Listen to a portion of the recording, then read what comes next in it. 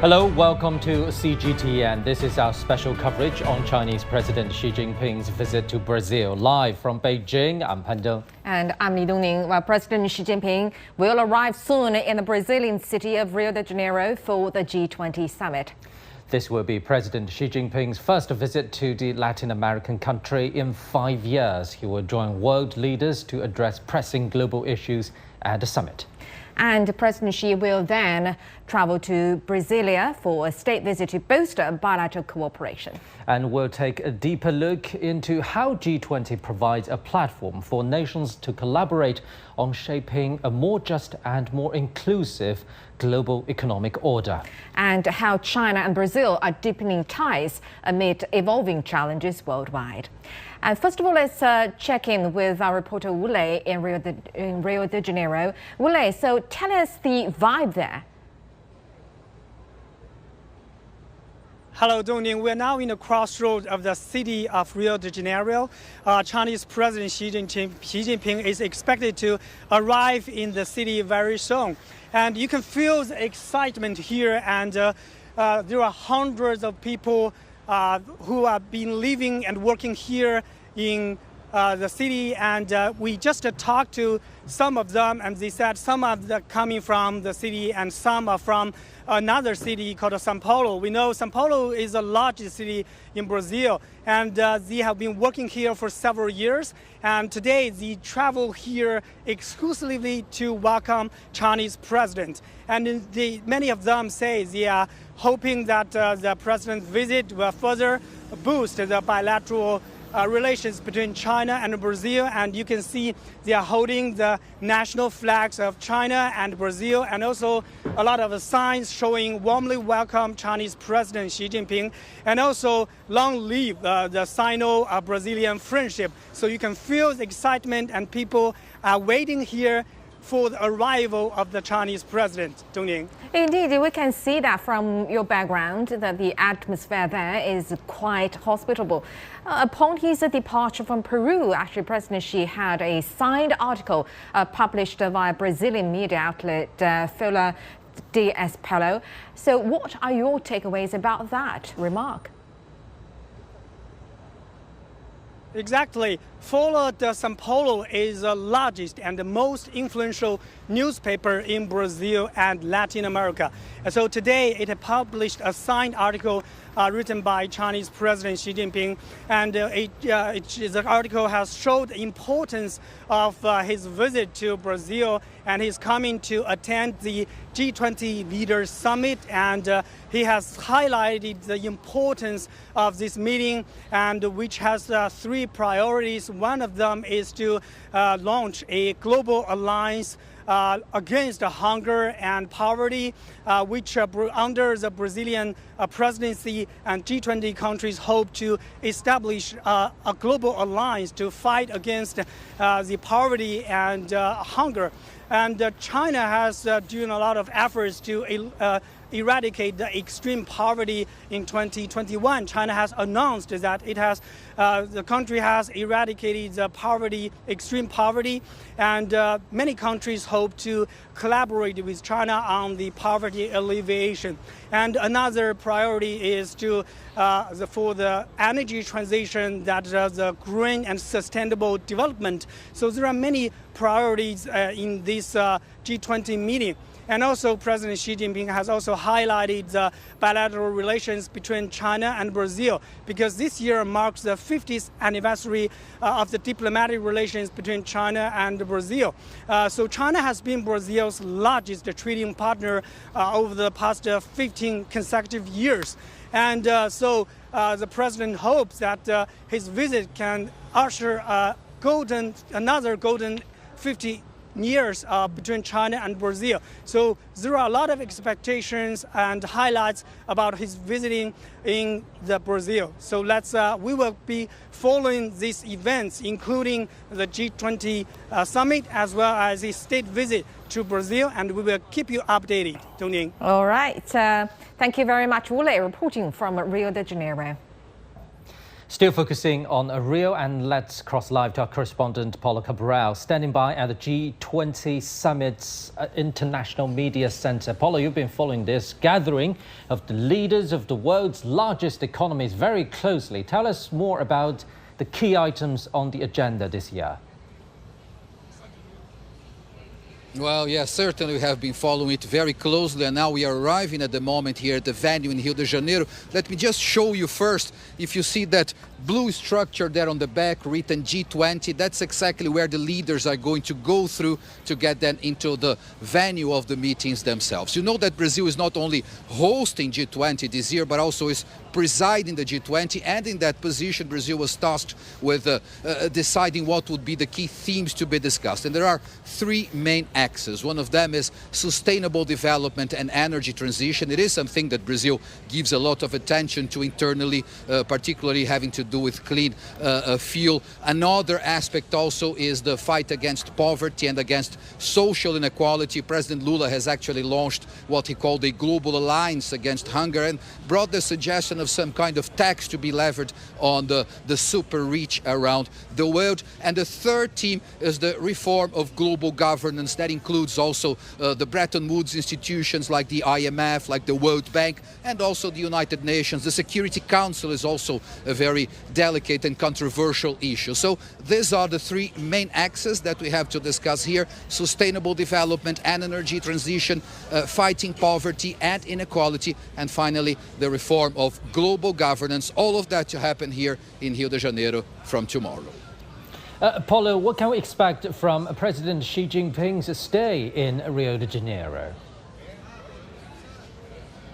Well, look, of course, we can only know what's going to happen once it happens, once President Xi Jinping comes here to the venue and speaks. But of course, we can make some inferences considering what are priorities for China that we see in their international policy. And we do know that China pays a lot of attention to issues connected to social justice and to poverty reduction. China has a great example of having lifted about 800 million people from poverty. So this is possibly one of the highlights of what China, of what President Xi Jinping is going to bring here to the venue, to this discussion. As we are saying, it is one of the three main axes of discussion here in the G20, and it's one of them that China is very much likely to pay a lot of attention and to focus on. But again, all the details we'll know tomorrow when the event actually starts, and of course we're going to be here to report all back to you. Thank you very much. Our correspondent Paulo Cabral standing by the G20 Summit Media Center. Right, and it seems that according to our reporters that this G20 Summit is going to be a very packed event, and President Xi is going to arrive in Rio de Janeiro for that event. And let's learn more about the host city of Rio de Janeiro, known for its beauty and vibrant culture. This city also highlights a stark social and economic divides. These contrasts are central to Brazil-led discussions pushing for fair contributions from wealthy nations to combat poverty, racism, and also the climate crisis. Now, Lucas Franco reports. Host to one of the world's biggest annual parties and some of the most recognized music, samba and bossa nova, by day Rio de Janeiro is a city of spectacular vistas, home to one of the world's 7 modern wonders, a former architecture capital of the world, site of the first Global Climate Summit in 1992, and recently in 2014, a World Cup, and in 2016, the Olympic Games. Rio is absolutely breathtaking. The experience so far has been, amazing. Everyone is very welcoming. Under Portuguese rule, Rio de Janeiro became the colonial capital of Brazil in 1763. Fleeing Napoleon's army in 1808, King João VI brought the royal court to Rio, where it served as the seat of the Portuguese Empire until 1821. Following Brazil's independence in 1822, Rio remained the nation's capital until 1960. With a greater metropolitan population of 16 million people, it is still the city that most symbolizes Brazil the world over, and yet to the careful observer, even on its sun-soaked beaches, there is another, lesser-known Rio on display. As much as it's known for its breathtaking beauty and its ability to host major events, Rio's story is really of two cities. Everywhere there are reminders of a past that was literally constructed on the backs of forced African labor. A recently excavated port where, according to estimates, nearly 1 million slaves arrived. Cobblestone streets, churches built with granite cut and fitted on site. According to historian Milton Teixeira, that legacy created a divide that today continues to characterize the city. Here in Rio de Janeiro, you have an urban culture of streets and buildings, and then there is the culture of the favelas. It has not always been a peaceful relationship. In fact, much of the time it has been highly conflictive. You have a class that has access to consumer goods and another that doesn't. So behind the postcard views and opulence, Rio is also a city of poverty, sprawling favela slums, where most recently drug-related violence is all too common and opportunity is far too scarce. It is on this other Rio and the impoverished around the world that the G20 leaders have now set their sights for the summit. Lucrecia Franco, CGTN, Rio de Janeiro. Ahead of the opening of the G20 Summit, Brazilian President Luiz Inácio Lula da Silva has taken an exclusive interview with CGTN. President Lula shares the key topics on the agenda, expressing optimism that the summit will be both productive and amicable. Let's talk about the upcoming G20. President Lula, that is a very big thing on the agenda of your presidency. What are the top priorities of the upcoming G20 in Rio? How will this summit help resolve pressing global issues? For example, aligning the agenda of the summit with the needs of developing countries and the global south. Nós primeiros estamos lançando a Aliança Global contra a Fome e a Pobreza, que é uma coisa que eu acho extraordinária e não é apenas para os países do G20, é para todos os países do mundo. Depois nós estamos discutindo muito a questão da transição energética e a questão climática, porque já está provado que não tem espaço para o ser humano viver fora do planeta Terra. Então, ao invés de ficar procurando outro planeta, nós temos que tentar fazer com que o planeta Terra tenha uma qualidade de água, uma qualidade de ar, para que a gente possa viver dignamente e decentemente. Depois a gente quer rediscutir o sistema de Bretton Woods, ou seja, o papel dos bancos financeiros como FMI e Banco Mundial, que hoje eles não são utilizados para favorecer os países em desenvolvimento que precisam de financiamento. São bancos utilizados para sufocar os países pobres. Hoje a África tem uma dívida de 900 bilhões de dólares. O que eles pagam de juro é mais do que eles têm capacidade de investimento no desenvolvimento. E eu estou defendendo uma ideia de que parte dessa dívida que os países africanos têm com o FMI seja transformada em investimentos em infraestrutura na África. E vamos ter, pela primeira vez, a gente vai ter uma coisa chamada, empoderamento feminino, fazendo com que as mulheres possam efetivamente participar de forma igualitária nas coisas políticas que o mundo decide.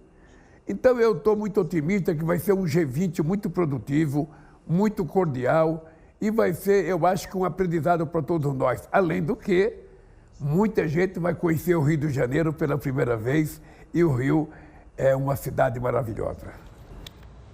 Right now, for more on the discussions on G20, let's welcome Mr. Zhou Mi, a Senior Research Fellow at the Chinese Academy of International Trade and Economic Cooperation, and also Hannah Ryder, CEO of Development Reimagined. Welcome to our special coverage.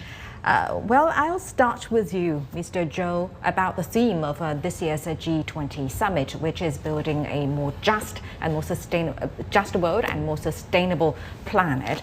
It's a very ambitious goal. So what do you think, especially against the backdrop of inequalities growing in the current world, what kind of policies and measures do you think G20 can come up with to make this theme a reality? Yes, we know that G20 is a group of the major economies in the world, including the countries and also a lot of groups like the African Union and also the EU. So I think the first important thing is about what are the major economies are going to do with their policies and development. Could they be sustainable, or how can they deal with the situation? And the second is that how can they interact with each other? So we know that the world is facing so many challenges, as you mentioned, but how can we deal with the situation? I mean, for sustainable is a very broad and wide concept. For personal, in my understanding, I would say that sustainable is not only about the relation between the country and the environment, but also between the trade and investment about the different stakeholders in the society.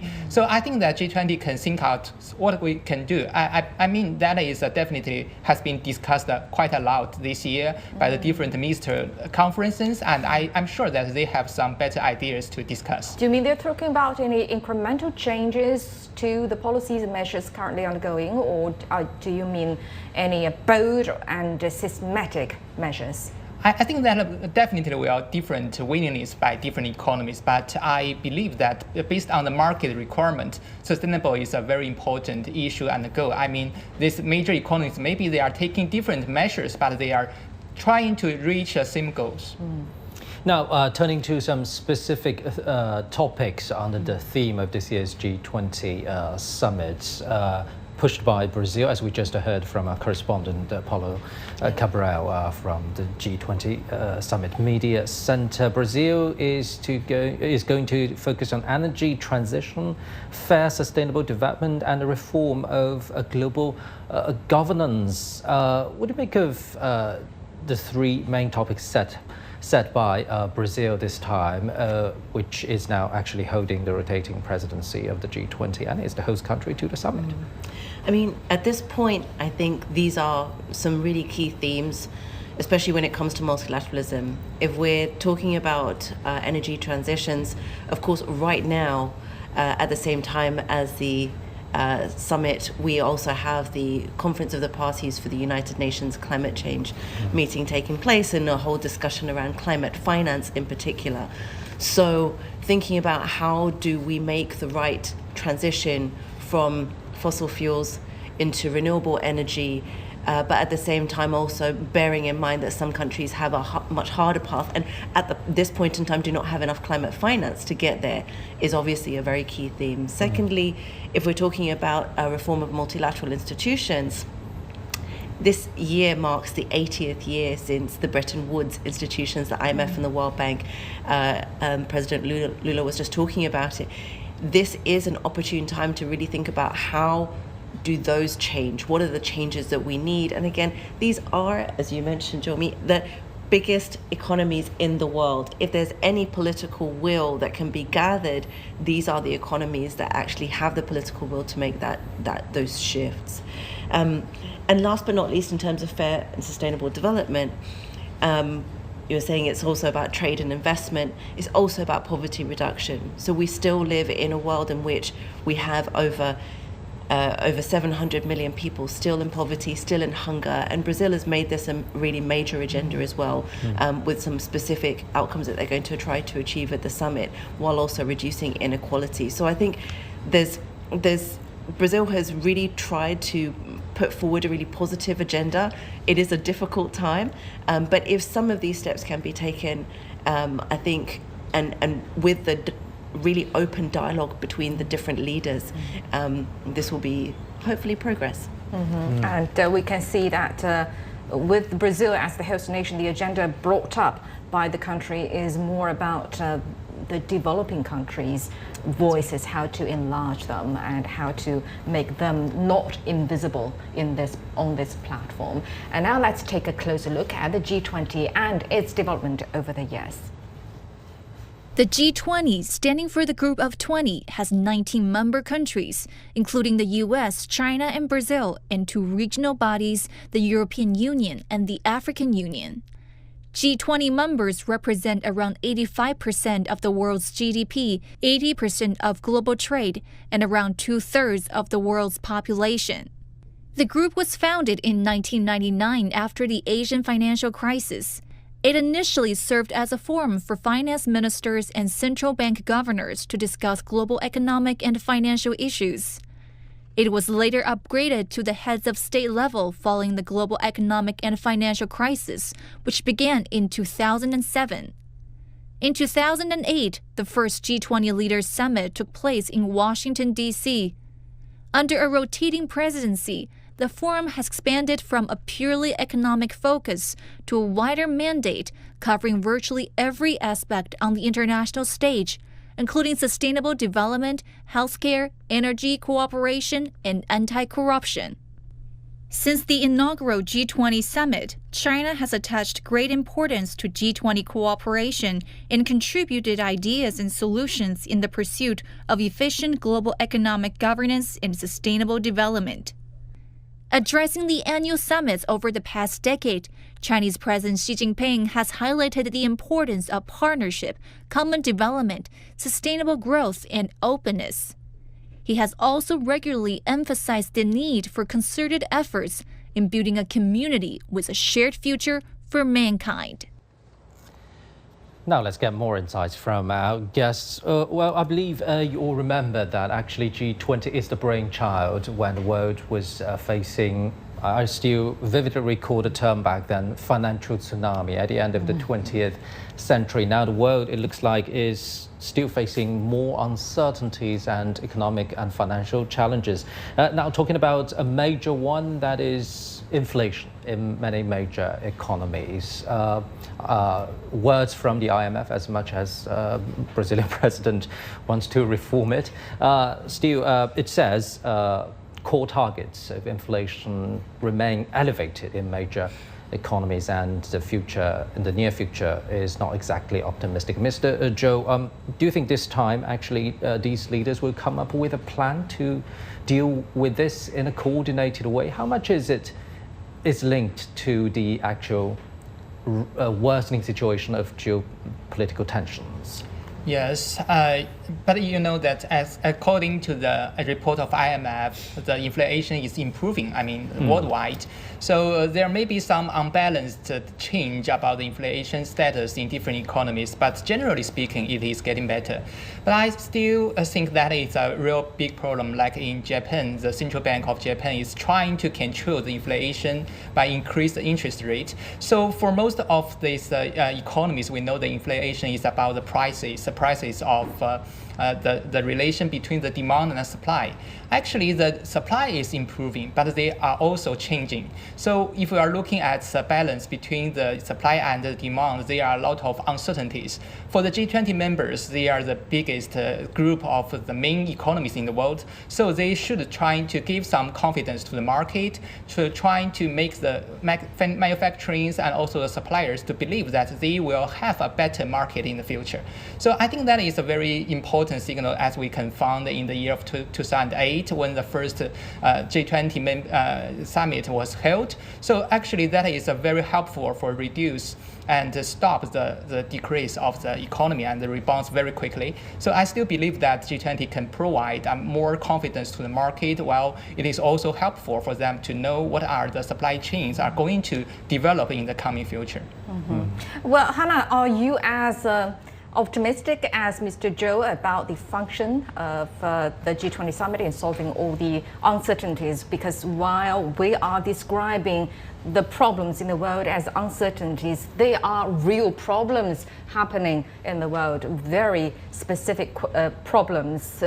Apart from inflation that we've been talking about, actually there is a new term called stagflation, meaning the mix of a stagnation and inflation, and many other problems like that is really happening around us in the world. So do you think G20 is capable, only by discussion and by pushing out some non-binding policies or measures, can solve the nightmare we're now facing? Well, I think there's two ways of looking at this. First of all, we have to think of the G20 as the equivalent of the economic and financial comparison to the UN Security Council. So these are the world's major economies, also now including the African Union, which I'm sure we will discuss a bit later. But these are the economies that can make a difference fundamentally to questions like inflation, stagflation, etc., in terms of determining their forthcoming domestic policies. But at the same time, the G20 has slowly become more than just discussing economic and finance. So, for example, if you take the Indonesia Summit back in 2022, the outcome of that was just a chair's summary, because there was no possibility of agreement around some of the key texts on Russia and Ukraine, for example, at that point. So there is still possibility that even with the efforts that Brazil has made, and of course Indonesia made significant efforts, India after that, there is still a possibility that leaders cannot come to agreement and that they cannot see eye to eye. And this is, we are at a time where there is a lot of uncertainty also geopolitically as well, and with the recent elections in the US and so on. So there's real changes. And I think we'll have to wait and see how things will go. But what we should be looking out for at least is the positive signals from several of the leaders as to the future direction. And if you have a good consensus through a number of the leaders, at least they can push forward some degree of reform. Putting all the problems on the table for discussion, at least this is better than nothing. Absolutely. Right, yes, so we'll be getting back to you on this. Now let's get more updates, and let's cross live to our reporter Chen Ziyuan standing by at an airport in Rio de Janeiro, where President Xi Jinping is expected to arrive soon. So Ziyuan, bring us up to date. Well, it's quite a hectic day today, and the sun is finally out. At the invitation of President Lula, Chinese President Xi Jinping will arrive in Rio de Janeiro to attend the G20 Summit, as well as paying a state visit to Brazil. This is his visit after 5 years to the country, and the theme of this year is building a just world and a sustainable planet. And some of the major topic we'll be focusing here is tackling hunger as well as against poverty. And as the G20 presidency is held by Brazil, President Lula has promoted a task force for global alliance against hunger and poverty. And this is something that mentioned in President Xi's article published here in local newspaper, that China fully support the agenda. And also, I want to share with you that after he stopped here at Rio de Janeiro, he will be visiting Brasilia to attend a welcoming ceremony for the state visit, as well as welcoming banquet. So this is what's happening here at the airport. Back to you, Pandeng. Well, Ziyuan, the G20 Summit is scheduled to start Monday morning local time in Rio de Janeiro. Tell us, how would China's attendance help shape global cooperation on those key issues you just mentioned? I think two major key points that we should be focusing on. First of all is the against poverty and hunger. That's what I have been talking about. And also, as the African Union is participating as a full member this year, we are expecting some of the global South countries' voices are being increasing and expanding at this global events that's happening in Rio de Janeiro. And so let me wrap this up really quickly. So the two topics, first of all, is eradication of poverty. Another one is the voices of global South countries. And I talked to officials and also entrepreneurs on what role China plays in this G20 group. Representing around 2/3 of the world's population and taking up 80% of global trade volume, the G20 was the Western domination of the architecture of global governance. Not anymore. With the full membership of the African Union, entrepreneurs and officials said China has risen as the leading voice of the global South countries among the group. The relationship between China and the G20 is increasingly close. It is reflected not only in the economic field, but also in the areas such as technological innovation, let's say cultural exchange, and sustainable development. As the world's second largest economy, China is playing an increasingly important role in the global governance system. A task force for a global alliance against hunger and poverty was proposed by Brazil's G20 presidency. China can share its wisdom of eradicating poverty with the world. On the G20 platform, China actively engaged in, let's say, discussions and decision-making on global economic governance and make significant contributions to promoting the stability and development of global economy. Chinese President Xi Jinping will arrive in Rio de Janeiro to attend the G20 Summit. The G20 Leaders Summit, which is scheduled to take place from Monday to Tuesday, focuses on building a just world and a sustainable planet. I spoke to the Brazilian Minister of Institutional Affairs, Alexandre Padilla, to understand what China's role is in the group. Very important. China is Brazil's major economic partner. We are very happy because we are celebrating 50 years of Brazil-China cooperation this year. We have made several partnerships between the federal government of President Lula and the Chinese government, with President Xi Jinping and the Chinese people. And our expectation is not only at the G20, but also for President Xi Jinping's state visit to Brazil, which will take place on November 20th. May we be able to further expand the economic partnership, the cultural partnership, the academic, institutional, and university partnership, and the partnership of common projects of regional integration around the world. Parceria social e a parceria de projetos comuns de integração regional pelo mundo. As the representation of the emerging powers increases in the group, entrepreneurs said they hope China continues to play a bigger role in global economic governance and provide solutions for the development of the mechanism.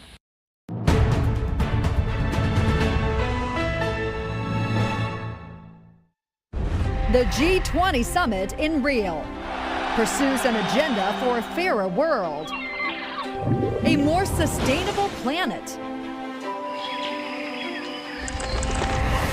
focused on the needs of developing economies by accelerating efforts to reduce emissions, increasing access to affordable clean energy and climate financing.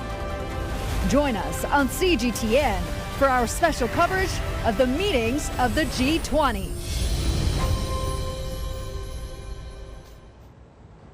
A special coverage on the G20 Summit and President Xi Jinping's visit to Brazil continues. After its admission last year, the African Union will be represented at the G20 Summit for the first time. My colleague Panina Karibi has more from Nairobi. Indeed, the incorporation of the African Union as a G20 member has been hailed as a potential game changer for the continent. To further discuss this, we're joined by Derek Kavins, an international relations scholar. He's joining us via Zoom from Beijing. Mr. Kavins, thank you very much for joining us. Now, the AU's inclusion as a G20 member enhances the representation of the Global South, giving Africa a stronger voice in global economic governance. How can this AU membership help the continent make a mark on the increasingly multipolar world order and influence on global policy? So you cannot think about any other influential platform for economic cooperation than the G20. And that's why inclusion of Africa, though long overdue, is viewed as a potential game changer for the continent because it allows Africa to collectively galvanize international support for its development priorities, whether you look at things like trade or investments or more pressing issues today like green energy transition. I think that's why most people in the continent are excited about this membership. It allows Africa to be on the table where the most consequential decisions of economic cooperation around the world are being discussed. And I think that's why we've seen quite a bit of agility on the side of the African side, especially the staging of this year's G20 grouping, so that Africa has had a chance to participate in the activities leading to the summit itself. So we see a potential for Africa to raise its voice, to petition international frameworks for economic engagement that can then deliver its economic aspirations. All right, so with its G20 seat, how can Africa ensure that key topics like poverty reduction and climate action receive higher prioritization in policy discussions within the G20? This year's summit has placed a priority on three key areas, and this is poverty alleviation, energy transition, and global governance reforms. Now, these are very critical issues for Africa. You know, Africa is the most affected by climate change, despite being the least emitter, for instance. Africa is also home to the largest sources of renewables. You talk about the solar energy, wind energy, geothermal, and all these types of energy sources. Africa has the largest potential, yet it taps the least. At the same time, Africa has for a long time agitated for progressive global governance frameworks that can deliver prosperity and economic development for the continent. Now, these topics being on the table and Africa having been participant into the discussions leading to the summit itself, then opens priority for the continent to table its agenda, to define and put on the table its priority areas, and then look into frameworks through which it can plug in as the discussions that the summit goes on, so that it can harness, you know, some of those potentials that can come out of the summit. So if you look at energy transition, for example, Africa is was affected by climate change. Today, we are talking about over 20 million people lapsing back into poverty just after COVID because of the calamitous impacts of climate change. In terms of global governance, for the longest time, Africa's voice in global affairs has been, sidestepped. And the fact that Africa is getting a space within the G20 table then provides an opportunity for the continent to reorganize itself and negotiate and push for those outcomes that can satisfy or at least contribute to the realization of its development aspirations. Now, we know that China was the first country to advocate for AU's G20 membership, and it continues to support African countries within this platform. How can AU use this relationship and influence G20 discussions on poverty, on food security, and inequality reduction? Now, absolutely. I mean, the partnership between China and Africa has been very comprehensive and has touched many, many aspects. Remember that China is today Africa's largest trade partner. As I said earlier, trade is one of the most important pathways out of poverty. And so as Africa gets its foothold into the G20 family, I think it can use this opportunity. Already the theme for next year, which is hosted by South Africa, is already inspiring in this sense that they are focusing on fostering sustainability, solidarity, as well as equality in terms of pushing forward for sustainable development. So Africa has a chance, really, to work with its partners within the G20 and beyond to bring to bear into some of its challenges, including food security, including sustainable financing for many aspects of its productive sectors. And Africa can learn from G20 members. The experience of China, for example, in terms of agricultural modernization, I think is quite critical. That China became the first developing country to eliminate poverty 10 years ahead of UN set deadlines of 2030. This is very impressive. When Africa is worried about poverty, here is a country, here is an example in China that says, it's possible, you can do it too. All you need is strong mechanisms, a knowledge bureaucracy, and a supportive citizenry that can then work together with governments across the continent to ensure that we countervail some of the development challenges that we face today. Thank you very much, Mr. Kavins, for those perspectives. That was Derek Kavins, an international relations scholar, sharing his perspective of the significance of the AU's inclusion as a G20 member. Thank you very much, our colleague Panina Karibi in Nairobi. All right, now let's go back to our guests. Well, Hannah, as you predicted, we are going to talk about the African Union indeed. And what China has been, as our colleague in Africa said, China has been advocating AU's membership in G20 for a very long time. And last year, it became a reality. So what is AU's agenda? What is AU's trying to achieve from being a member of G20? Yeah, good question. So I think there's two areas that the AU is really trying to achieve outcomes in the G20, and I think the significance of the African Union being in the G20 is twofold. First of all, it is around making sure that there is an African perspective on some of these global issues. Now, before the African Union became a member of the G20, there was South Africa, and South Africa will now hold the presidency coming after Brazil.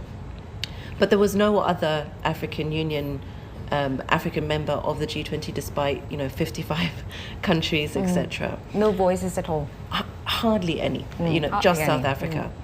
And of course, sometimes the African countries were invited and so on. But it's really, now is the opportunity to be represented just like the European Union is represented in the G20, to be able to give us a perspective, having the African Union Commission, and also is the African Union President. So at this point in time, it's Mauritania who is the overall president of the African Union.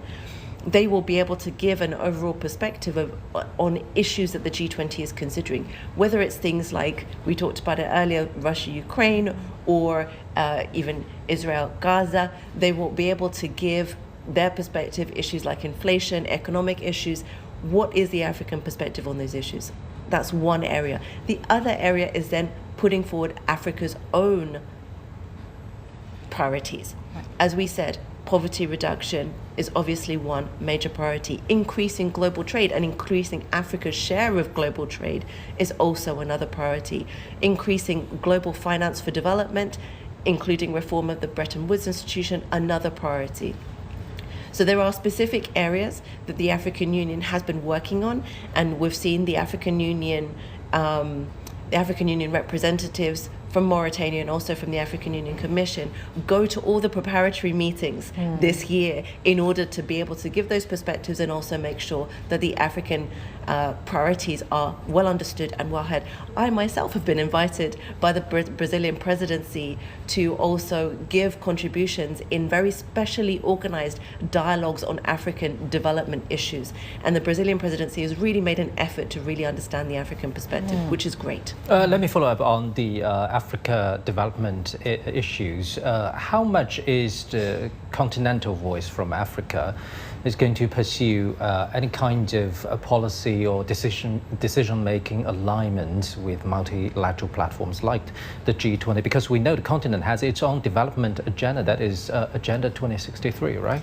Absolutely. So the point of the African Union now being at the table is the opportunity to be able to put forward key aspects of Agenda 2063 that matter.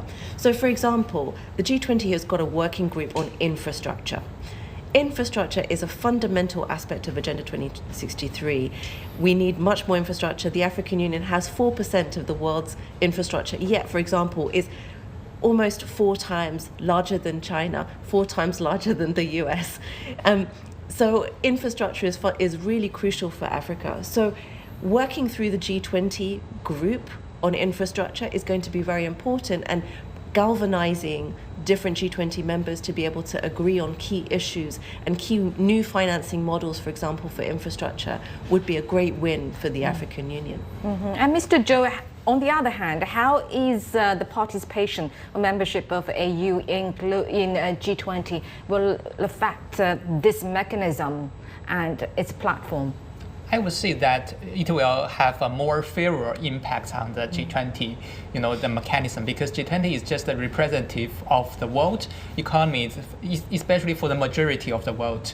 Like we have discussed that even in G20, there are maybe different groups like the advanced economies, like the G7, and another is some developing countries. I think Africa is one of the most developing countries for the continent.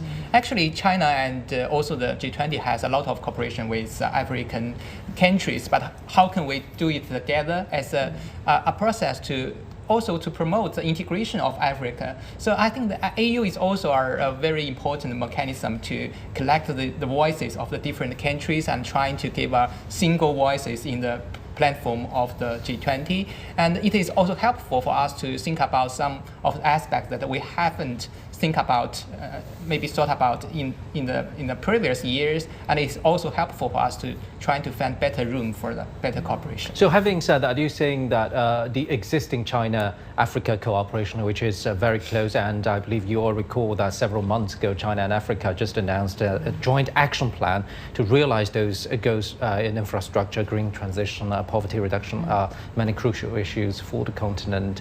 Do you think this could be accelerated and boosted by Africa's voices being heard on more multilateral platforms? In my understanding, that Africa will welcome any of the input from anywhere in the world. So the cooperation between Africa and China is a good example that we can show the other G20 members that we can do this and we can benefit by both sides. And I believe that cooperation is also our, every country can trying to put some effort from their own aspect, like from the money, from the technology, from even the people of the human resources. So this is very important for us to communicate between us, because the world is under a lot of challenges, as we have discussed, and some of the countries are trying to block the technology transfer. But I believe that G20 also are giving us some channels for better cooperation mechanism to be established. Right, and Hannah, well, African Union representing the whole African continent, of course, is a very necessary, is a very important part of the voice of the developing world, or global south, actually. But there are many smaller developing countries' voices are not included or not heard at this platform of G20. So how can this platform reshape itself to make everybody's voices being heard? I think the G20 itself has evolved, and obviously the African Union joining the G20 is an evolution of the G20, and I think it gives it more credibility to have the African Union in it. Now, does that mean that more countries should go into the G20? Not necessarily, because also there are other platforms like the UN, where we have every country one country, one voice. Or something. No, exactly. We did think it should be G21, but and that's another question. But honestly, I think what we have to do is use these different platforms for different purposes and find some coordination and alignment. And I think you were asking about the Forum on China-Africa Cooperation earlier. Just as an example, using that platform for African countries, they can voice their concerns with China, discuss them first, and then go to platforms like the G20 and have an alignment on particular issues. Similarly, African countries, are working closely with small island developing states in the climate change negotiations. And it's that kind of cooperation, kind of multi-party, plurilateral cooperation, which I think that is much stronger these days in the global south in many ways, and is increasing more and more. And once that happens, then also G20 can become even more useful for actually helping move forward the voices of developing countries. And being specific on one of the key topics this time, that is fight against the hunger and poverty alleviation. Remind us again, Ms. Zhou, what China has to offer for the global south. Yeah, in my understanding that China has set a very good example, as we have discussed, that China has set 850 million people out of the poverty and alleviation from the poverty. I think it's a really remarkable thing, because the China market is so huge. If China cannot have our sustainable, how can the other markets to feed Chinese people? I don't think that is a very small problem. And the second, I think that China is also giving many of our experiences to other developing countries, and also give them confidence that we can do it. We can do it even without any of the other countries' help. We can try to find out the better way by the structural reform and trying to implement some of the technology to do that. Actually, I was working in some of the provinces in China, and I found that a lot of technologies like e-commerce has been used to improve the income of the farmers, and also trying to give them more knowledge and information.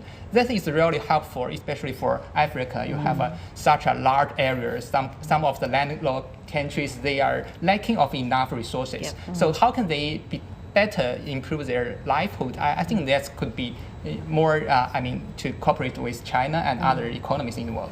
Well, this platform certainly is about crossing all those experiences and lessons learned from other countries. And we'll continue our discussion a moment later. Now, the G20 Summit puts Latin America in the spotlight, of course, and the region is positioned to display its voice on the world stage. And CGTN's Alastair Baverstock tells us more. As nations meet for the G20 Leaders Summit in Latin America, 3 countries from the region will be present at the summit: Brazil, Mexico and Argentina, making up more than 2/3 of Latin America's total $7 trillion GDP. Juan Ramón Jiménez is a former economist at the Bank of Mexico. Latin America is growing at around 1%, and its 3 largest economies are stable when it comes to macroeconomy. G20 host Brazil, the biggest economy in Latin America and the world's 7th largest at $2.4 trillion, is globally vital, according to agribusiness analyst Ignacio Bringas. Within the G20, Brazil's economy has very solid agricultural foundations, boosted by its growing fossil fuel exports. By aligning its economic policies with global sustainability and trade goals, the country can play a vital role in international policy. Neighbouring Argentina will be the only G20 economy to have contracted since last year's summit, given the austerity measures of President Javier Milei. Yet Jiménez says that may be cause for optimism. During this stage of Milei's leadership, there is a contraction, but that will attract international capital because investors are seeing the cleanup that is occurring within the public sector finances, and the president's project should be given the benefit of the doubt. In a new era of North American free trade, Mexico has received record levels of foreign direct investment in recent years. Yet, as the country's current government improves its industrial infrastructure to serve investors, its debt grows, a concern for economists. While the peso is stable, that is more because of international trade and investment than good government economic policy. That's leading to greater amounts of international debt and less purchasing power within the actual economy. With Latin America represented in Brazil, a region making up less than 1/10 of the global economy may have a perfect platform to make its voice heard. Within the G20, Latin America is not only a vital supplier of food, but also of the fossil fuels needed for food production. So it is a vital region for the development of the world's largest economies, like China and the US. Alistair Baverstock, CGTN, Mexico City. And now Dima Al-Khatib is a director of the United Nations Office for South-South Cooperation. In an interview with CGTN, she said the leadership of developing countries in global governance is helping to promote key issues on the sustainable agenda, including poverty alleviation. We have seen also that developing countries have been assuming leadership roles in terms of global economic governance and now hosting and chairing meetings of the group of G20, whether it was Indonesia in 2022 or India in 2023, Brazil in 2024, South Africa coming up. So such leadership provides also developing countries an opportunity to take a pivotal role in advancing and in advocating for South-South cooperation and voice the interest of the Global South to address poverty alleviation, but also to address the achievement of 2030 agenda. South-South cooperation has been on the rise. We have seen increasing trends of cooperation, especially during the time of crisis, especially during the time of trying to address those extremely complex development issues. And according to the latest report of the UN Secretary General on South-South cooperation, we have also seen requests from the UN member states to the United Nations system to with an increasing trend, if you will. The countries of the South or the Global South is still grappling from the implication of the socioeconomic implication, if you will, of the pandemic, the COVID-19 pandemic, which has put pressure on the countries and kind of deviated the attention of the countries from other sectors that are also as important. There are still a multiplicity of interconnected issues ranging from, as I said, food security issues, climate issues, economic issues. I mean, to date, as we speak, we also there is a projection that by the end of this decade, there will still be 575 million people who will be living in extreme poverty. So that gives you a sense, if you will, of the scale. We've also spoken to Daniel Rabatti, an assistant professor from the National University of Singapore. He shared his thoughts into how finance can be a tool to help reduce poverty. The Brazilian president, Luiz Inácio Lula da Silva, has already anticipated that combating poverty and financial inclusion is one of the main goals of the G20 Summit happening in Brazil. There's no doubt that finance is crucial in reducing poverty, especially with the emerging technologies such as artificial intelligence, blockchain, and decentralized finance. For instance, an AI-driven credit scoring enables microfinance institutions to access creditworthiness even for individuals without formal banking history, extending loans to those previously excluded from the financial banking systems. This access allows low-income communities to invest in education, healthcare, and businesses, breaking the cycle of poverty. Additionally, social impact investing directs private capital towards projects that deliver financial returns and social benefits such as affordable housing or healthcare infrastructure. Public-private partnerships enhance these efforts by combining government funding with private sector efficiency to tackle infrastructure and food security challenges, which is also part of the G20 Summit agenda. Last but not least, development and social bonds provide structured funding for poverty alleviation, targeting specific needs in schools and hospitals, for instance. When strategically applied and enhanced by technologies like artificial intelligence, blockchain, decentralized finance becomes a powerful driver of social change and sustainable development. All right, now let's discuss global governance reform with our guests. Well, Mr. Zhou, talking about poverty alleviation, China's achievements in this regard is actually widely recognized by the international community as well as the United Nations. But do you think the G20 countries, especially countries with similar problems of poverty, of hunger, of inequality, can actually directly borrow that experience, can copy and paste from China? Or what can they learn from China's experience? Yeah, actually, I understand that all the countries want to address the challenges of these people, but I have to say that China's experiences are not just identical.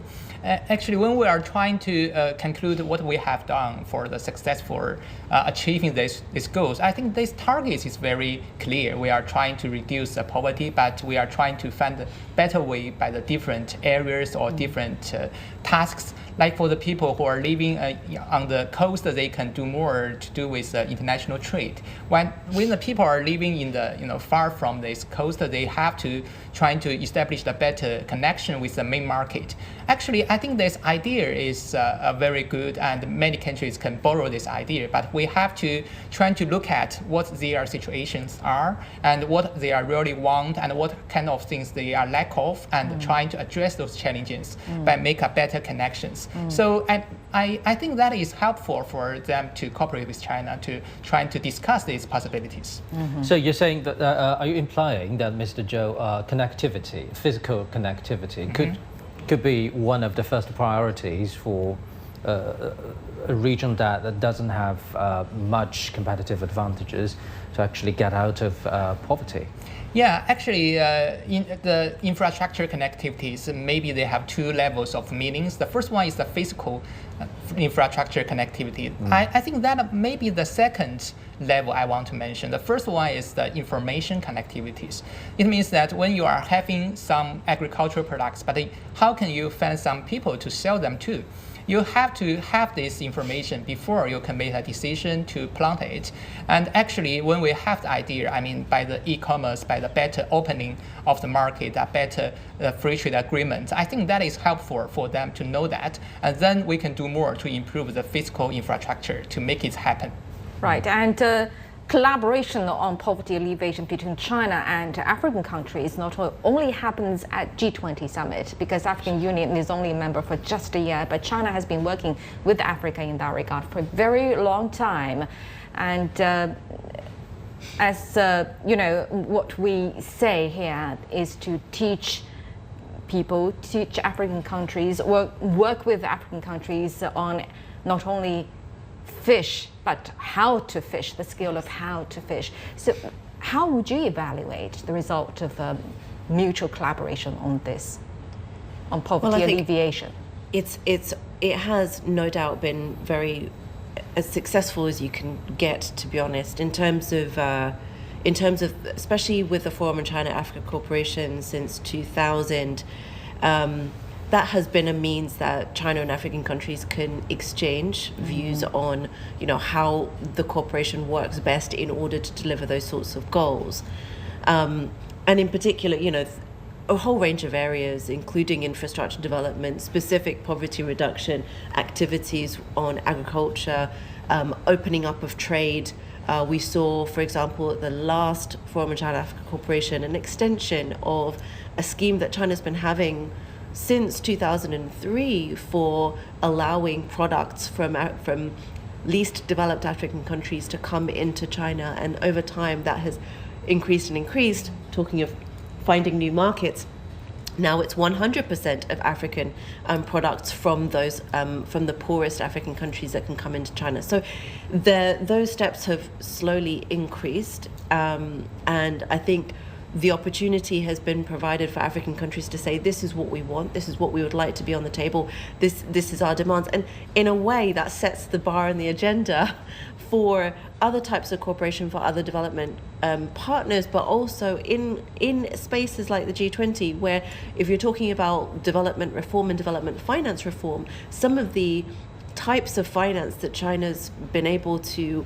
avail to African countries has been quite innovative, and so how can those lessons also be taken into the multilateral financial system, etc. So there's a lot of complementarities across the board. Adaptation is very important. Indeed. Talking about fight against hunger, actually it's so much more complex than just delivering food to those people in need. Actually, according to figures from many UN institutions like the WFP, actually world hunger rate has been rising in recent years, in contrast to our prospects and the visions for economic advancement. And many are the direct result of regional conflicts and even wars. So how much are you expecting from world leaders to address hunger without leaving the difficult political reality aside? Yeah. So at the summit, we expect that Brazil is hosting this global alliance against hunger, which is obviously going to be has great opportunity. And I think what Brazil's doing, and again, based on its own experience too, of alleviating poverty in different ways, is also really trying to take a holistic approach. So like you said, alleviating hunger is not just about food aid. You also have to provide food security and also food sovereignty. So a country like Ethiopia, for example, we all know those old pictures from the 1980s of absolute, devastation, starvation. But what we've seen more recently is Ethiopia's been able to become food sovereign with regards to wheat. So it doesn't import. It actually exports wheat now and produces enough for its own population. So there are lessons that even African countries themselves can share with each other, but also with the rest of the world, and also show this is something that if you take a holistic perspective, and if you think about how do you modernize agriculture, how do you also improve infrastructure, then you can get to food sovereignty. You don't have to just continue to rely on food aid, and also resolving conflicts, etc., will also be crucial to that. But with that being said, the hunger problem is getting bigger in our world, especially with climate change and geopolitical conflicts going on. They are disrupting our food systems, especially food supplying chain. So do you think G20 is able to build more or help build more resilient food supply chain? Yeah, actually, in my understanding, I would say that the hunger problem is about not only about the supply, but also about how can they, to keep the price not high enough to prevent people to buy it.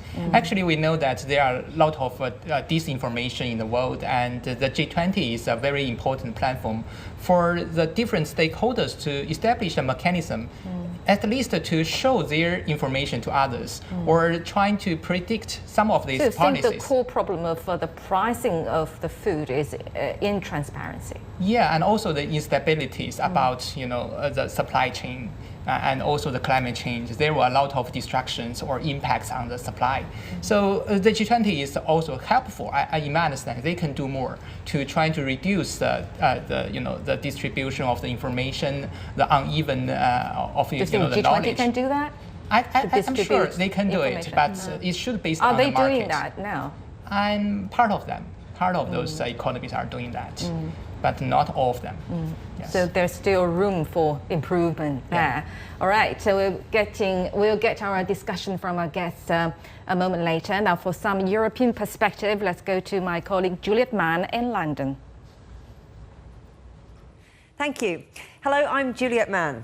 Britain's economy accounts for around 4.2% of the combined G20 total. The summit in Rio will be the first G20 outing for Prime Minister Keir Starmer 4 months into his job. Well, let's speak to our correspondent, Jen Copestake. Well, look, Keir Starmer's government is promising to play a much more active role in G20 than his predecessors on certain issues. So that's right. What are they? Well, Keir Starmer wants to position Britain particularly as a global leader on climate issues. Now, he was one of only 2 G20 leaders who went to the COP29 UN climate change conference in Baku in Azerbaijan. The other was the Italian Prime Minister, Giorgia Meloni. Now, when he was there, the Prime Minister set out an ambitious new target to reduce greenhouse gas emissions by 81% on 1990 levels by 2035. So we're expecting him to really push this at the G20 and position Britain as a global leader on climate targets within the G20. Now, the UK's relationship with China could also be addressed. So bilateral meetings are a key part of any G20 summit. There may be opportunities for the UK to continue work in this area on its relationship with China. We know the UK's Foreign Minister, David Lammy, visited China in October, and this was only months after the government has come into power. And the UK said it wants to create regular dialogue with China.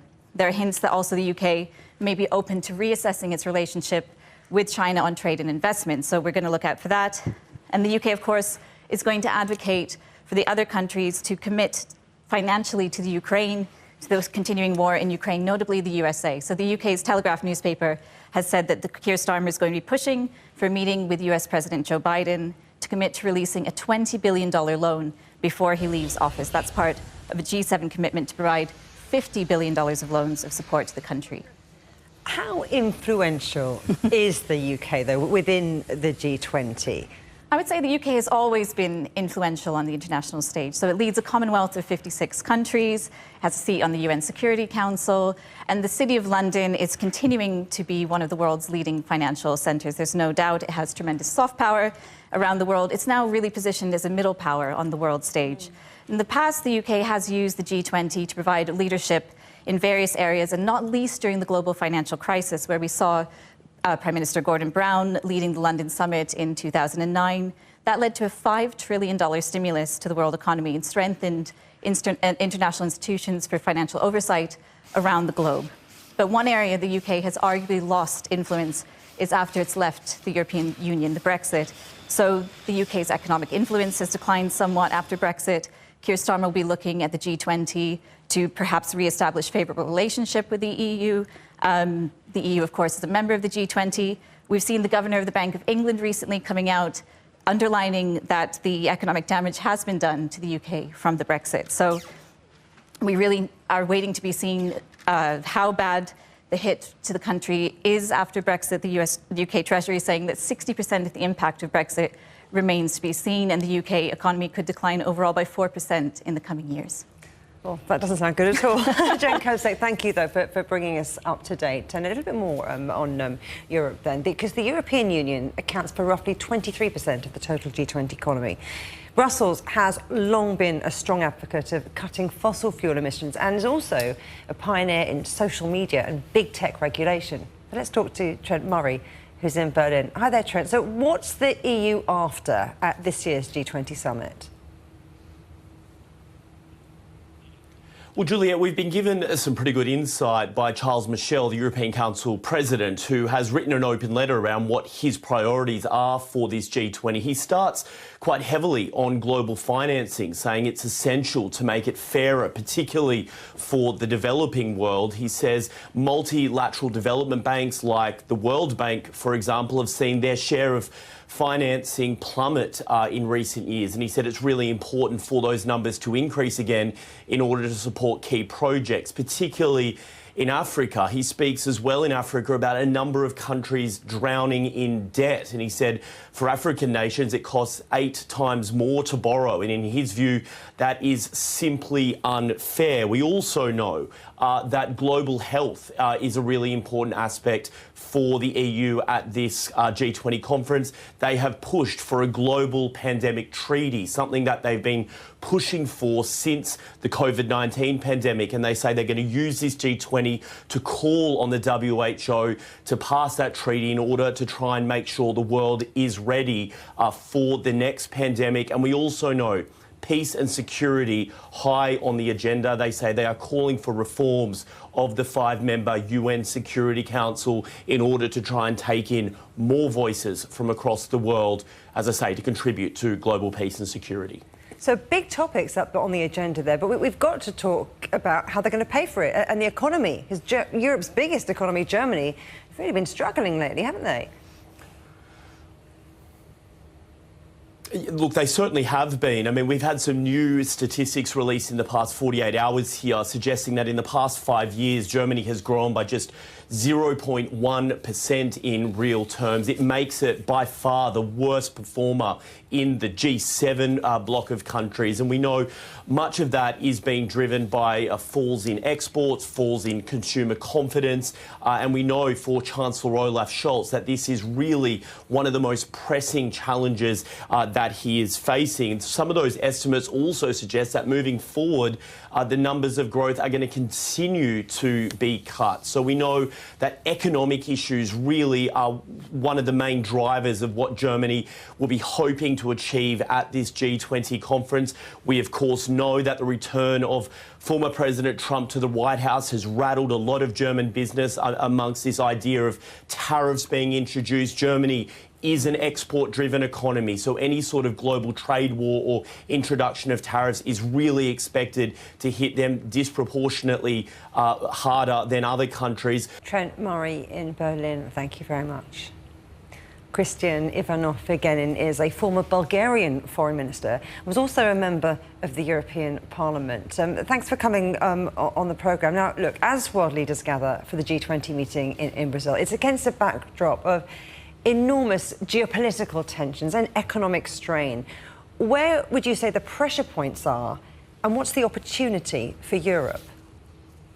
Well, obviously there are issues that are priority for the European Union, and they will be on the agenda one way or another, even if not on the formal titles of the meetings, but issues like climate change, digital transformation.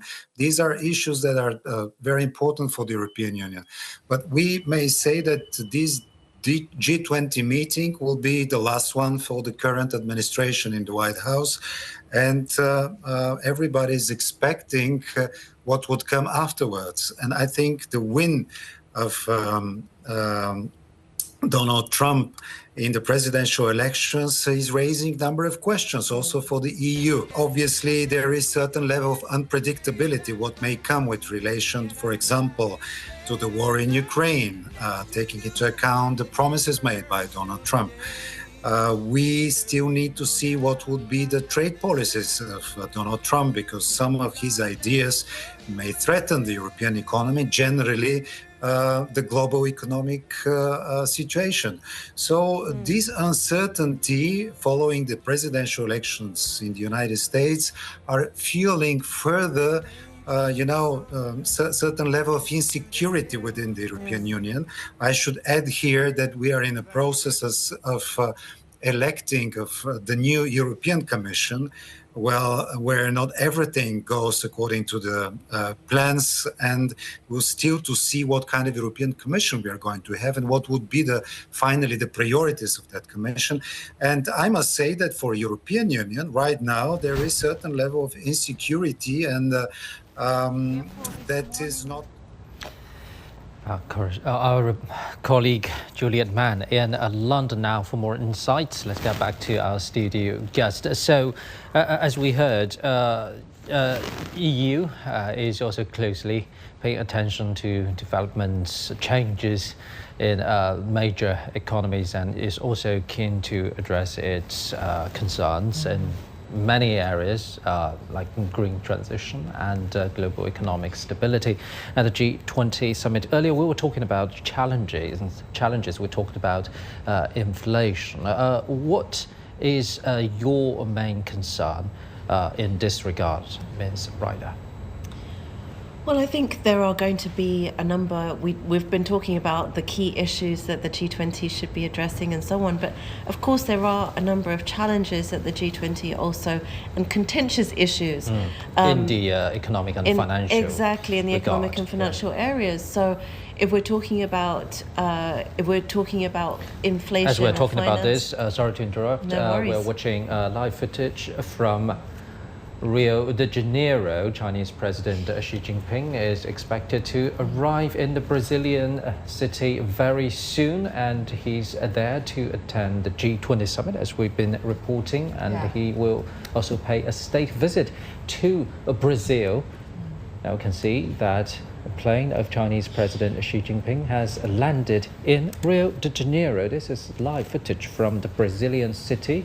The city of Rio de Janeiro is hosting this year's G20 Summit. Chinese President Xi Jinping has just arrived in Rio de Janeiro to attend the G20 Summit this year. And the theme for this year's G20 gathering is building a just world and a sustainable planet. Well, this significant visit not only underscores the growing strength of a China-Brazil comprehensive strategic partnership, but also seeks to leverage Brazil's role as Latin America's largest economy to drive progress in global governance and also multilateral cooperation. And President Xi's visit comes as China and Brazil actually celebrates the 50th anniversary of diplomatic relations. And in his signed article published in Folha de São Paulo titled "A Friendship Spanning Vast Oceans, a Voyage Toward a Brighter Shared Future," President Xi highlighted the enduring bond between the two nations. He said that China-Brazil relations have withstood the test of changing international landscape and become increasingly mature and vibrant. And this dynamic relationship has not only boosted their respective development, but also contributed significantly to both peace and stability. And you're watching live footage from Rio de Janeiro. Chinese President Xi Jinping has just arrived at the Brazilian city to attend the G20 Summit there. And after that, he will pay a state visit to Brazil, and he's expected to visit Brazilian capital of Brasilia. And according to the Chinese government, President Xi Jinping's attendance at this year's G20 Summit demonstrates China's strong support for multilateralism and the high importance it attaches to G20 cooperation. And it's a widely shared expectation that the G20 will play its role as the premier forum for international economic forum. So having said that, Ms. Ryder, we we were talking about other key challenges in economic and financial regard for these world's major economies and even for the whole world. Yeah. So, for example, there have been discussions in the G20 with the finance ministers and central bank governors around, how do you raise more finance for development, and how do you also deal with some of these inequities? So, for example, there's been discussion of a tax on the super rich in G20. That's something which is on the table. We'll see how far it goes, but that kind of tax at 2% on the super rich, as they're known, could raise $250 billion a year, and something like that could really go towards, for example, dealing with some of the issues on climate finance, which are being discussed at the moment in the UN.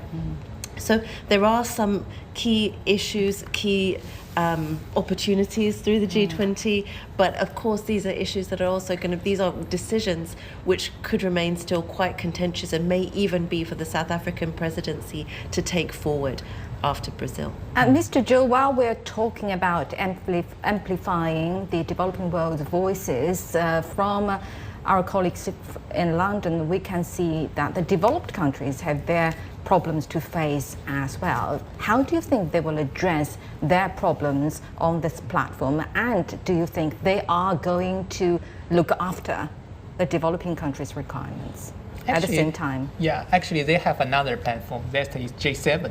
So they have a lot of discussions over there.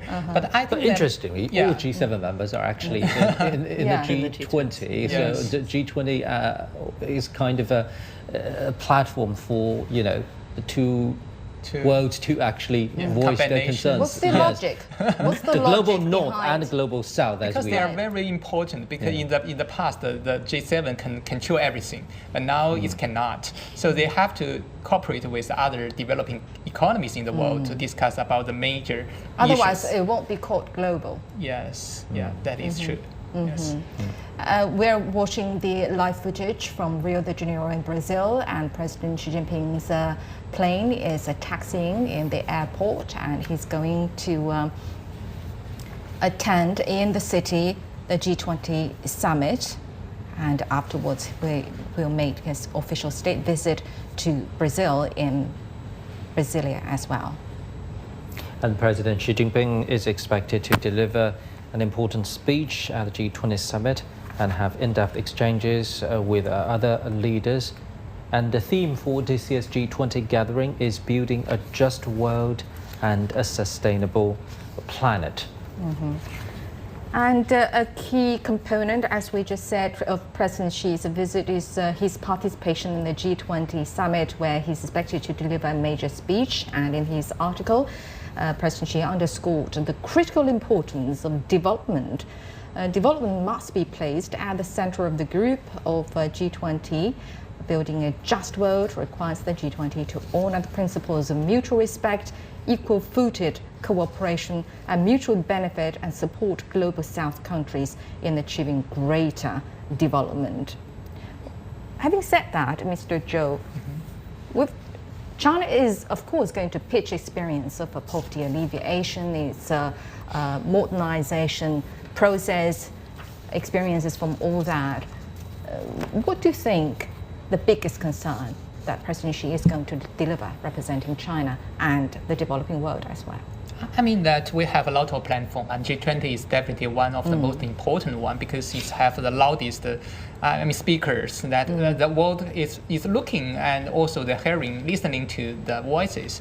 So China is trying to do our best to trying to use the platform to cooperate with other major economies, including the developed economies, to try to give a better and sustainable and stable environment for the markets to respond. That is very helpful for them to reduce the uncertainties of the expectations of the future.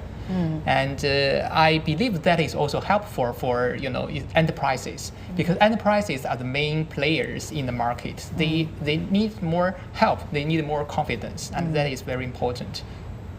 And again, we can see the live picture from Rio de Janeiro in Brazil, and President Xi is arriving at the airport in the city.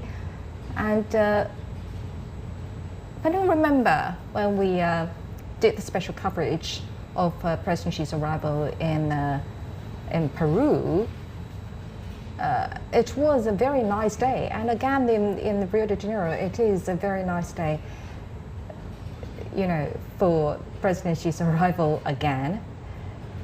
Oh yes, maybe due to It this seems to be brisk. season, that is the season is quite opposite to us. In Latin American yeah, region. if you, it can also symbolize a good start to It is. crucial gatherings like this, and the APEC was the gathering of major economies in one of the world's most vibrant economic regions, the Asia Pacific, and now we are witnessing the start of another crucial meeting, the gathering of world's largest economies, as our guests have pointed out. It's kind of a combination of the world's most advanced economies, or the G7, or the G7 members are actually members of the G20, and actually G20 now has 21 official members, with African Union being the newest member, if you will. And that will certainly amplifying the voice of the global south. Indeed, and just give you a direct sense of that, the G20 actually accounts for around 85% of the world's GDP, and this percentage has grown in the past 2 decades to include more than 75% of global trade and around 2/3 of the population of the planet. That is massive.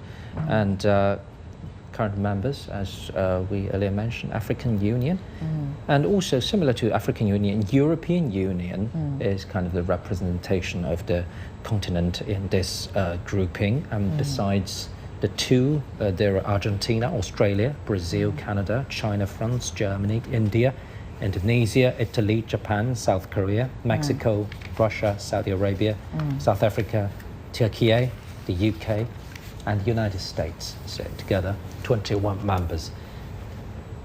Right, and President Xi's visit will further cement China and also the host nation of G20, Brazil's relations as a cornerstone of a global south cooperation, because these two,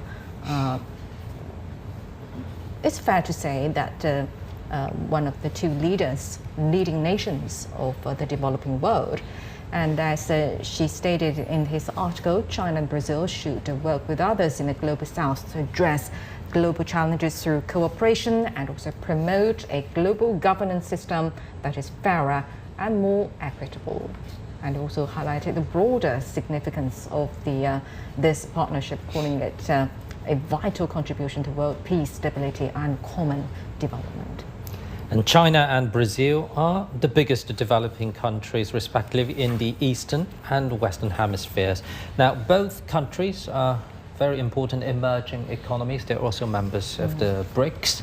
And China and Brazil are having this comprehensive strategic partnership. And this year marks the 50th anniversary of China-Brazil diplomatic ties. And in April 2023, President of Brazil, Lula da Silva, paid a state visit to China. And this is President Xi Jinping's first visit to Brazil in 5 years.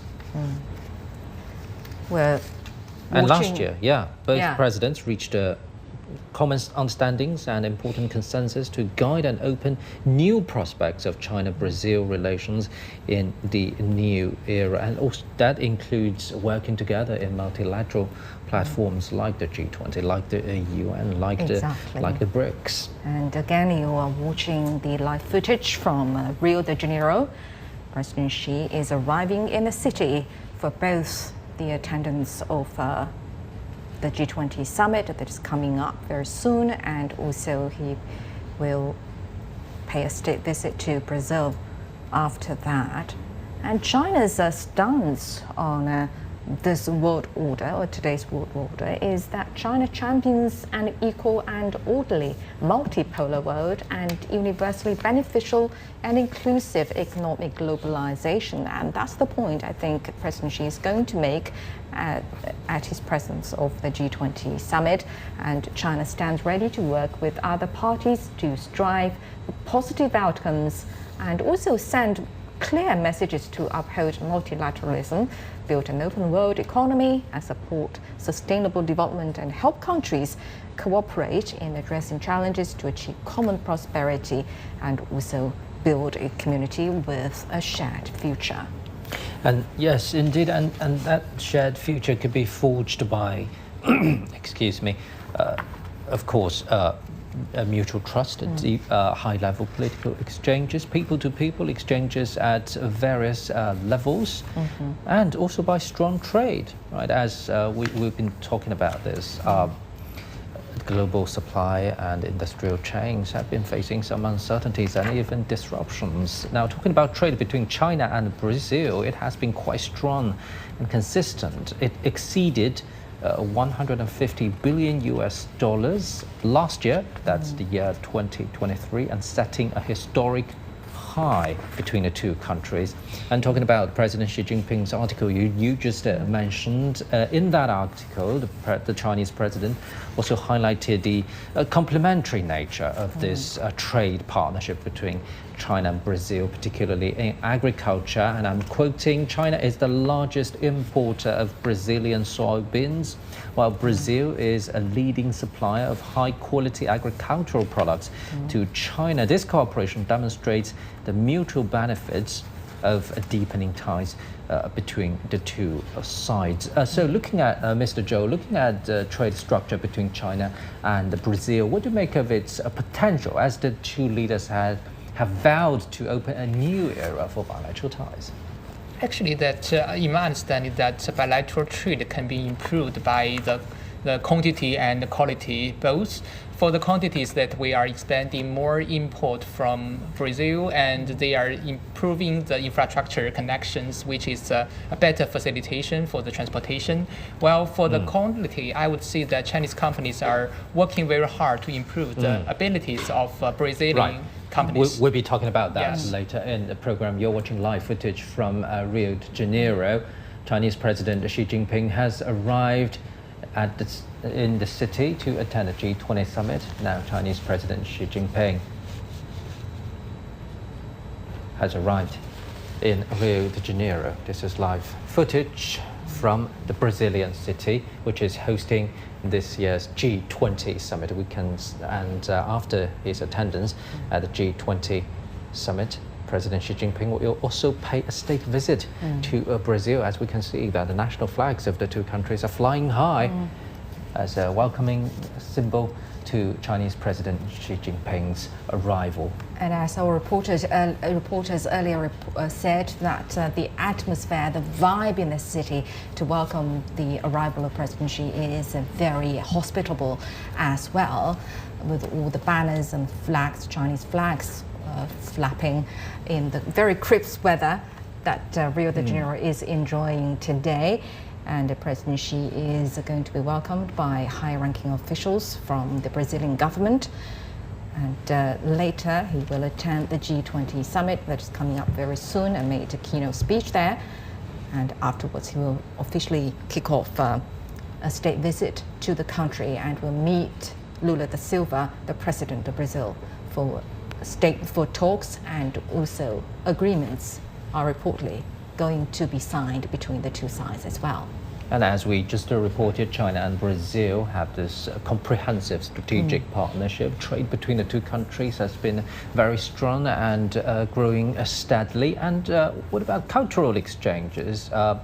This also plays a central role in ties between the two sides. Still going back to that signed article by Chinese President Xi Jinping published in a Brazilian newspaper, a major Brazilian newspaper ahead of his arrival. He said the Amazon and the Yangtze River of China symbolize our shared commitment to ecological conservation and cultural exchanges. By deepening mutual understanding, we build a solid foundation for enduring friendship.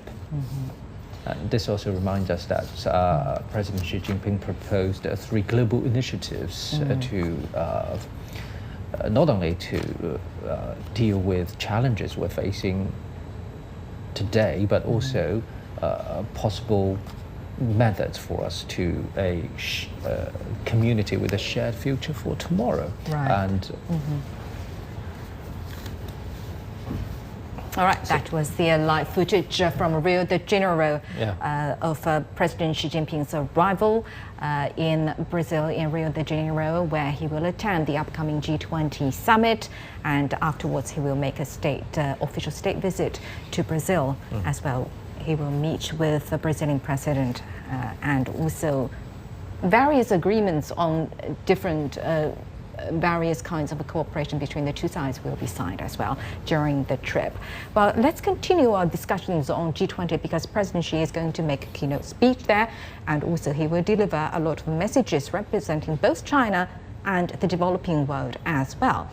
Talking about the bridging, if there is, there should be a bridging function of G20 in terms of connectivity of both the developed world and developing world as well.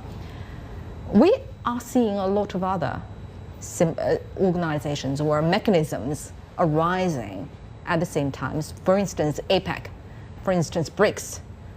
So when comparing those mechanisms, how do you think that G20 has its own specialty in terms of defining and solving, providing solutions to the problems in the world? Mr. Zhou. Actually, if you're looking at the targets of this mechanism, they'd be not so different. I mean that if we are looking at some targets like the sustainable development, they have similar kind of concept because the world is facing similar challenges. But I mean that differences are mainly about the the participants and the members, and also about the form of the sectors. Well, for the G20, they included so many ministers, like the ministers of the foreign trade and also minister of digital economy, and also something to do with the telecommunications. They are trying to have a more bonded agreements or some of consensus based on the discussions. And for G20, it is a worldwide impact, so it will have a lot of impacts for the different rules and criteria. So let's focusing on one specific area, that is climate change. What do you mean by impact on this crucial field that is affecting all of us nowadays? Actually, climate change is affecting so many countries. But for the technology and also the practices of the enterprises, we do need more the practices from enterprises at an affordable price. So when we are seeing there are so many challenges, I mean some of the ideas about how the government can do more to help the people to relieve from this. But another idea is how can the market to be more effective to support the transfer of the energy and trying to encourage more input from the capital from the private sectors. So the G20 is providing these ideas for discussion about the possibilities. I mean, in this platform, maybe there are still some different voices, but main economists are trying to show others that with cooperation, we can establish a better way, a more feasible way for dealing with the climate change issues. Right, we'll continue to talk about climate change issues because it is one of the main issues that is going to be discussed at the G20 Summit in Rio de Janeiro. And for more on the updates from Rio de Janeiro, let's go live to Paulo Cabral at the Media Center. Paulo, so what's the main agenda of this year's G20 Summit as President Xi has already arrived in the city and going to attend the event? Well, it's a very important meeting. We are here at the venue. Let me just show you right behind me, if you see that blue structure there with G20 written on it, that's where the leaders will be coming through to get to the venue of the summit itself, and much anticipation for the arrival of all the delegations. Some of them have already arrived, just like the Chinese and President Xi Jinping. Others still coming to Rio de Janeiro. And Brazil, as the president of the G20 this year, has actually established three main access for discussion. That's what's going to happen here in the venue in Rio de Janeiro. The first one is social justice and the fight against inequality. Brazil has even launched a global alliance against hunger and against poverty and has proposed the idea of establishing a tax on the super rich. Another thing, as we're saying now, is the sustainable development and transition to clean energy is the second axis of discussion here. Another aspect, another issue where Brazil has a very strong action. And finally, the third axis proposed by Brazil is the discussion on the reform of global governance. That includes the financial institutes like the IMF, like the World Bank, and also political institutions, particularly those connected to the United Nations. You know, there's been a long-standing discussion about the need to reform the Security Council. So these are the three main issues that are likely to be discussed here. Just briefly then, fighting poverty and social inequality, reforming global governance, and working towards a sustainable economy with a transition to clean energy. Right, and Pao, this year marks the 50th anniversary of the establishment of diplomatic relations between China and Brazil. So what's the significance of President Xi's visit this time? Well, it's certainly very significant. There was much anticipation here in Brazil for the state visit of President Xi Jinping. As you know, China is Brazil's main commercial partner. Most of Brazilian exports, about 70% of Brazilian soy, for example, which is Brazil's main export product, now go to China, which is also the main buyer of Brazilian iron ore and several other mineral and agricultural commodities. So there is that, very important because of the commercial aspect, but then there is politics as well. Both Brazil and China are strong proponents of multilateralism and also of an alliance between the developing countries of what's being called now the Global South. So there is much anticipation for this visit of Xi Jinping here in Brazil, again, for mainly these two reasons. For a more pragmatic point of view, trade with China is essential for Brazil, and Brazil wants to increase it. And if you take a broader approach in terms of world politics, Brazil and China tend to be allies in this idea of fostering relations and working together with the countries of the Global South, the developing countries of the world. All right, thank you very much indeed. Paulo Cabral reporting from Rio de Janeiro. Now, our reporter Xu Xingchen caught up with Brazilian Senator Teresa Cristina on how the two of the major developing nations can further expand cooperation. Senator Cristina, thanks for speaking with us. So first, let's talk about China and Brazil. Trade is definitely one of the strongest aspects in terms of the two countries' relationship, exceeding $180 billion of trade a year. We're also witnessing that there is a growing interest from Chinese firms to invest in Brazil. And what are the sectors showing the maximum, the most potential, in your opinion? China is already a major investor in the power sector in Brazil, especially in energy generation and distribution. But the sectors that still need to be developed are logistics and infrastructure. So although there already is Chinese investment in ports, I think that there is a lot that could be done to further increase Chinese investments in logistics. Because Brazil really needs that as an agricultural exporter. Enorme de crescimento, tanto em ferrovias, hidrovias e rodovias. Então, eu acho que esse ponto ainda está em aberto, né, para os investimentos chineses, que eu tenho certeza que serão bem-vindos. Brazil hosts this year's G20 meeting, and Brazil and China are two leading economies in the Global South. So from BRICS to G20, we can see nowadays that the Global South is playing a bigger role in global governance. So in your opinion, how can these growing ties between China and Brazil bring peace and stability to today's world? Eu acho que são duas potências. I think Brazil and China are two gigantic countries in their respective regions. China here in Asia and Brazil there in South America. So these two countries should definitely work together to promote peace and stability. Especially looking at China's pragmatism and China's ability to have a pragmatic and peaceful approach to things. So the two countries should definitely cooperate further for this to happen. Well, with Latin America in the spotlight as the APEC and also G20 gatherings approach, CGTN presents a special series on young Latin Americans making waves in China. And today, our Yang Jinghao meets a Brazilian designer who is tapping business opportunities from China's dynamic manufacturing landscape.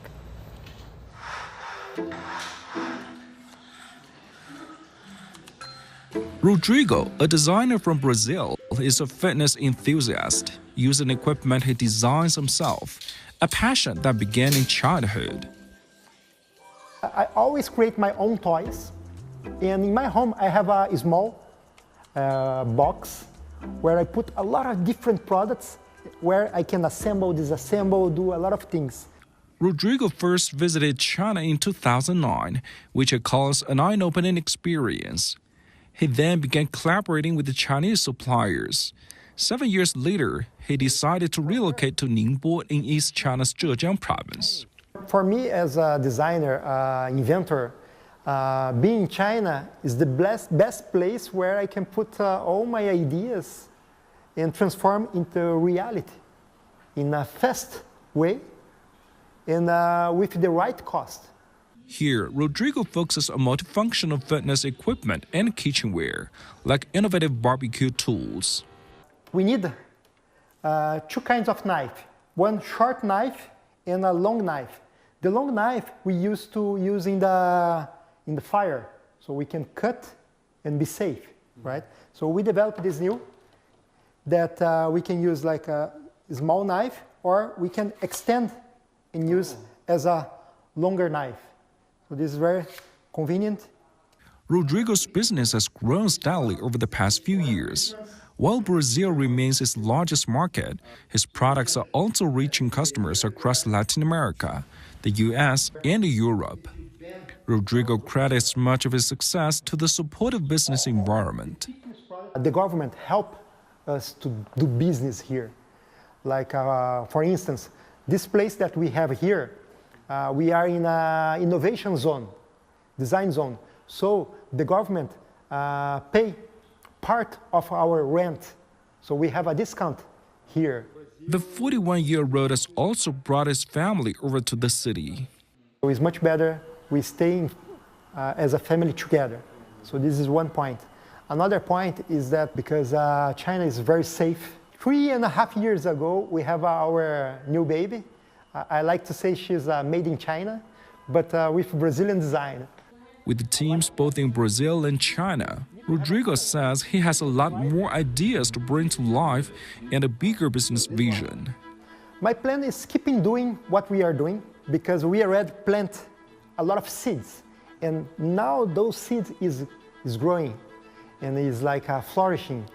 And now we are in a good way. So step by step, we are getting stronger, faster, and better. Yang Jinghao, CGTN, Ningbo, Zhejiang Province. Now let's get back to our studio guests for more insights. So, Mr. Zhou, earlier we were talking about trade. Tell us, you just came back from Brazil on an exchange on trade, especially in exploring potentials in the future. Tell us more about the current structure. Which specific area do you think is having the biggest potential for the future growth? You mean by the trade? Yeah, trade between China and Brazil. Actually, in my understanding, there may be two kinds of things. The first one is that we can import more things from Brazil, while they can also do the same from China. That is based on the demand of the market and also the supply of the capabilities, like for some of the green energy products, the new energy vehicles from China, and we also buy a lot of things from them. Well, another one is also important in my understanding that many Chinese companies are going there to invest there, to improve the Brazilians' abilities along the global value chains. That is helping them to better industrialize their economy, and that is very helpful and enjoy a lot of interest from Brazilian parts. So is China doing the same to Brazilian investment, trying to attract more Brazilian investment into China? Is that the same story here? Yeah, you can see more, coming from the countries, including the Brazil, but also many other emerging economies. They are trying to come here because Chinese market is super huge, and we are opening much more better and establish a better mechanism to attract the investment. Mm-hmm. And talking about that, actually, energy transition is a very important topic on this year's G20, and it is not. There's not going to be a solution on that, on energy transition, one size fits all. right? So with some countries are still reliant on fossil fuel, how do you think the G20 will address the different requirements, different realities of different countries? Maybe they can raise some plans that what we can do to improve that. Actually, in my understanding, it's a very important change for the transfer of energy. Why? Because many of these countries, they do not possess the fossil fuels, so they have to depend on the import of the energies, like the crude oil from other countries. But if they can use the solar panels, if they can use the wind, it will be more fair for them to be included in the global cooperation. So I mean, that market really need a lot of better solutions with affordable prices. And I promised Hannah to talk about climate change, and we will after this. Now, crowds are cheering President Xi's arrival along the streets, and our reporter Wu Lei has more on the ground. You can feel the excitement here as we can see hundreds of Chinese and Brazilian people are now waiting for the arrival of Chinese President Xi Jinping. And many of them are coming from the city of Rio de Janeiro and also the city of São Paulo. And just now I talked to some of them, and they said they have driven for 5 or 6 hours to arrive here to wait for the arrival of Chinese President Xi Jinping. And many believe that the president's visit will further boost the bilateral ties between China and Brazil, because we know this year marks the 50th anniversary of the diplomatic relations between China and Brazil. And the hope that his visit will further boost the economic and cultural and people-to-people exchanges between the two people.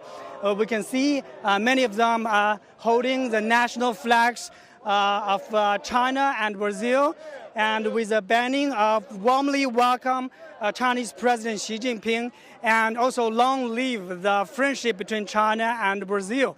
And you could really feel the excitement, a high anticipation about the arrival of President Xi Jinping. And President Xi will attend the G20 Summit from November 18th to the 19th. And he will discuss key topics with global leaders on many issues, including trade, economic, and also investment, green and sustainable development. And also they are going to launch a global alliance against hunger and poverty. There are many topics, issues over the next 2 days in the G20 Summit. And so we can expect that they will reach a lot of topics about these issues in the G20 Summit. All right, now let's get back to our studio guests. Our reporters mentioned a lot of aspects that are going to be addressed at this year's G20 Summit, and climate change apparently is one of them. And we touched upon climate change just now, but climate promises are easy to make, as other promises as well, but hard to keep. So how do you think the G20 can ensure its commitment to climate change lead to some measurable actions? Yes, well, the biggest contentious issue at the moment in terms of climate change being discussed at the UN at this point is on climate finance. And as you say, there have been pledges in the past. I worked on it personally on one of those pledges, which was on climate finance of 100 billion a year of climate finance to go to developing countries, made back in 2009, but has not only recently been met.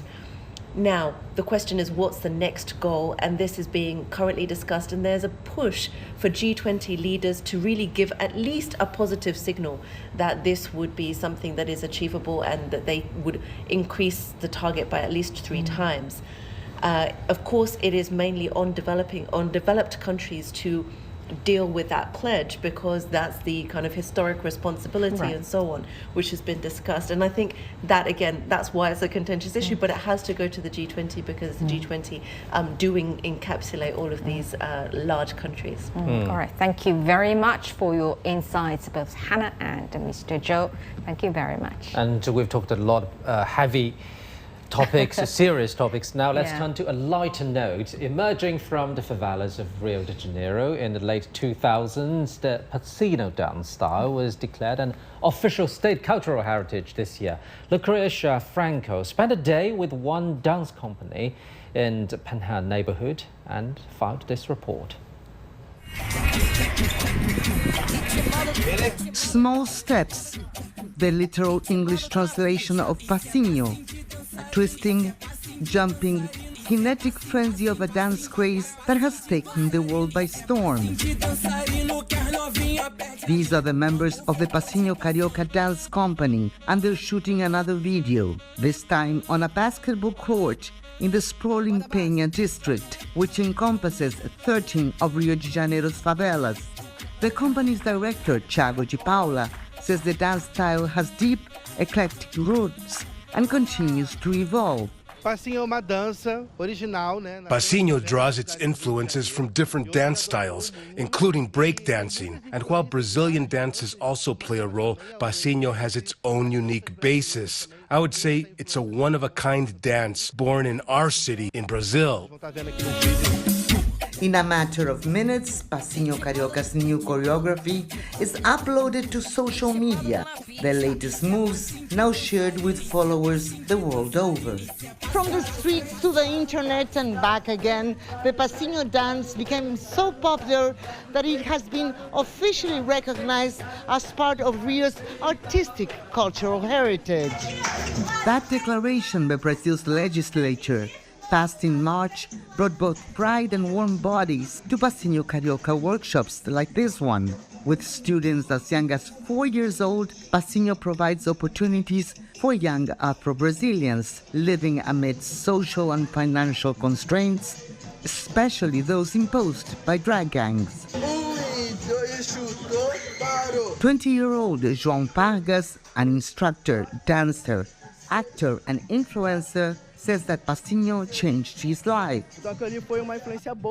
So this is a positive influence that ended up reaching the community and saving many lives, including mine. I didn't know much about it before, but now I am a professional. It has also had an enormous impact on Kailani Moura's life. Known as Preta K, and just 14 years old, the young dancer has over 200,000 followers on Instagram. Dance is my life. It calms me. On my best and worst days, I dance because I love it and want to go far. I want to perform on great stages with my art. In fact, I want to share my art with the whole world. As afternoon turns to evening, the company performs dance-off duels. Teams improvising, trading off, preparation for real competitions that are popular throughout Rio's favelas, winners determined by crowd enthusiasm. Then a final free-for-all, arms flail, heads bob, high energy and spirits. In the light and shadow there is both genuine joy and catharsis. Passinho, small steps in the pursuit of big dreams. Lucrecia Franco, CGTN, Rio de Janeiro. All right, with those dances, we come to the end of today's special coverage on President Xi's arrival in Rio de Janeiro in Brazil and attendance in the G20 Summit afterwards. I'm Yidong in Beijing. And I'm Pan Zheng. CGTN will keep you updated on the G20 Summit and President Xi Jinping's visit to Brazil. Stay tuned. Bye for now.